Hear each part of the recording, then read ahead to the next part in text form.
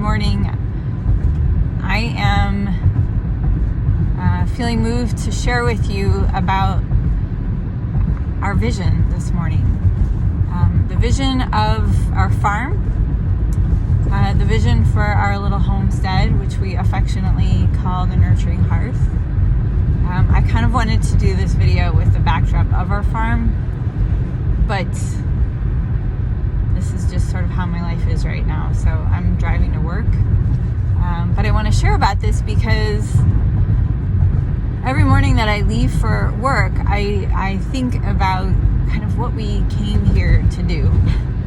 We moved here 6 years ago, and we moved here with a vision of creating a homestead, but also a space in which we could teach people how to grow their food, prepare their food, and really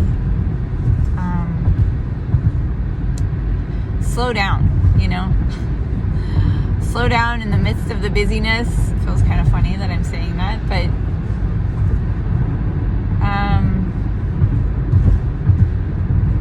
we've created lives and livelihoods that keep us really busy.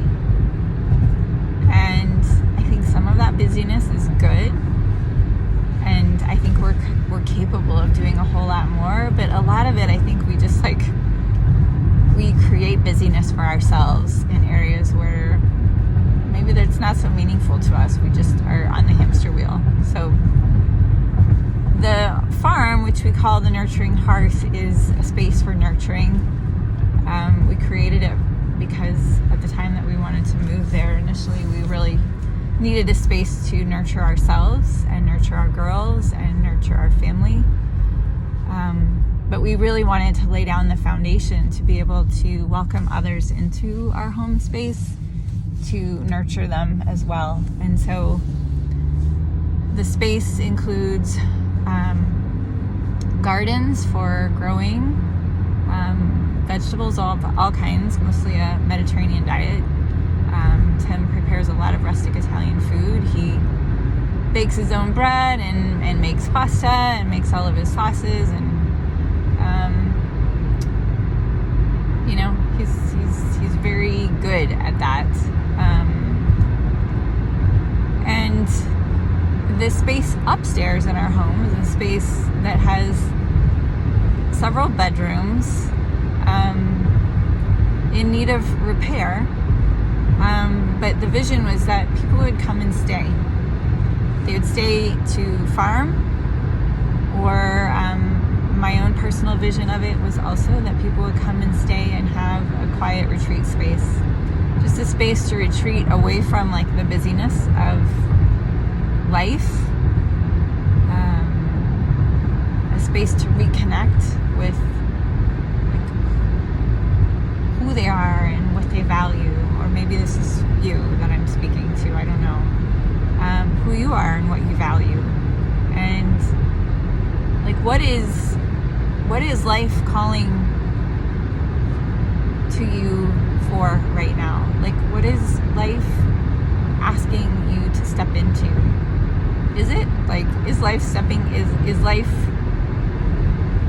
knocking on your door in some way? I believe that crisis moments give us an opportunity to dig deep, to kind of look at something from a lot of different viewpoints. I mean, there's definitely the viewpoint of the urgency of the moment, but then the situation that we're in forces us to see it from all kinds of different angles, because we have to, because that's sometimes the only way we can get through. So when we decided to buy our farm, it was really we were coming through a crisis of meaning and purpose in our marriage and in our home and family life, and we needed to recreate something that we could anchor ourselves into. And we needed a home space because we had been moving around quite a bit, and just needed to have a space to call home, have a space to create in, have a space to welcome others into, and have a space that we could like begin to lay down a foundation for something at some point in the future that would keep us moving through a time of transition. I won't go into a lot of the details around that, but it was a huge time of transition for us. And the vision of our farm was like pulled us through that time. I never anticipated that on the other side of being pulled through, I would find cancer. We had experienced some hiccups along the way, especially like middle to end of the time before he was diagnosed. And those hiccups were related to his pain. But we've revisited, like, do we keep the farm? Do we sell the farm? We've revisited that often throughout our almost 6 years here. Because neither of us are native to farming, but we really feel like with the state of everything on our planet, like food security is a huge thing. And knowing how to grow your food, knowing where your food comes from, like feels just like, it's just it's at the core of like every single day we wake up and we're hungry.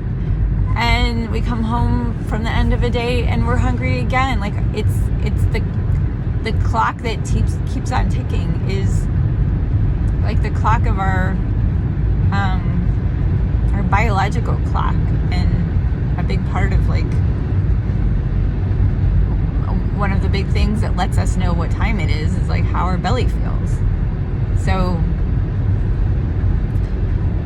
we didn't step into this knowing all we need to know. It's been a learning process as we've gone, and we've had to learn by putting one foot in front of the other and greeting each season as it comes. And this is the first winter season here with like very, very little snow.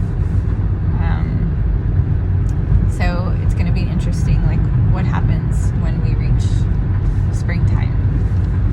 What's that going to look like? I have no idea. But one of the things that I do know is that this vision has continued to pull us forward through this cancer journey. It's been like Tim told me very early on when he was diagnosed, like, please let's not sell the farm. Like, please don't talk about selling the farm. Like, I'm not like ready to let that go. And I could just feel in my heart of hearts, like, nope, I'm not going there. And, and recently we've talked about it again, but again, it was like, I'm still not ready to even entertain that. Like, I don't even know how I'm going to feel on the other side of recovery from the stem cell transplant. Now he's entering into another treatment next week. But what I feel in it is that it's the vision that's pulling him through.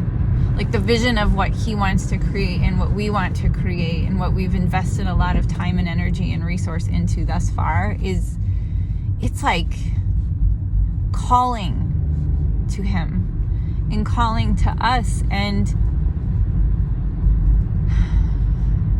so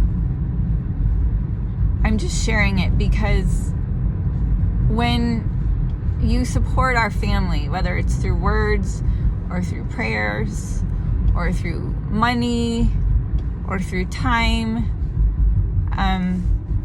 you're supporting not only Tim, but you're supporting our family. And you're not only supporting our family, but you're supporting a vision that we stepped into and that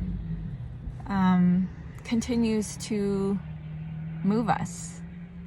And we want it to be a space that others can come and settle in and learn and grow. And I personally would love for young women to, one of the challenges for young women in getting started with farming is having space on which to farm. Having space on which they can practice and kind of grow their skill set. And I would love to offer that space for young women. So right now, as a result of a flood on all 3 floors of our house on Christmas Day, we're doing some repair work. And as we do the repair work, I just keep visualizing, like, oh, who's coming to this space? Like, who's going to come and be here with us? Who's going to come and learn and grow here? Like, who will Tim get to teach and impart some of his knowledge and expertise to?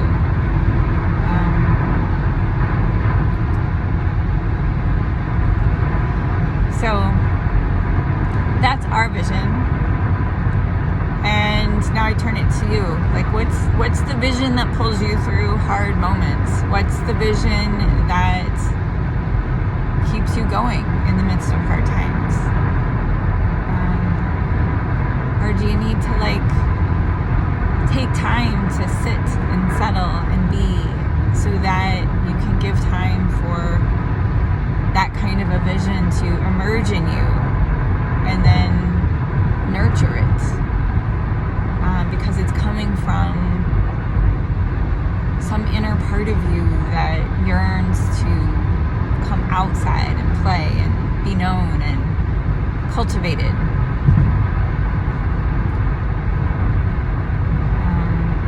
And I think it really,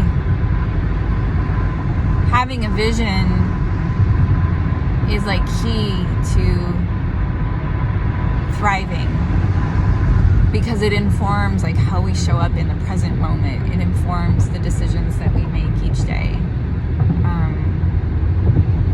So I think that's all I have to say for today. If you like what I am talking about here, if it's meaningful to you, if you feel like it would be helpful in some way, liking, subscribing, sharing, all of those things are super helpful.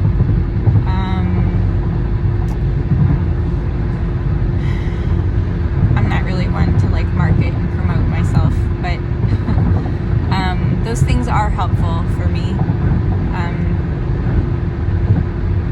Yeah. So I guess the last thing I want to do is keep producing content that's not helpful,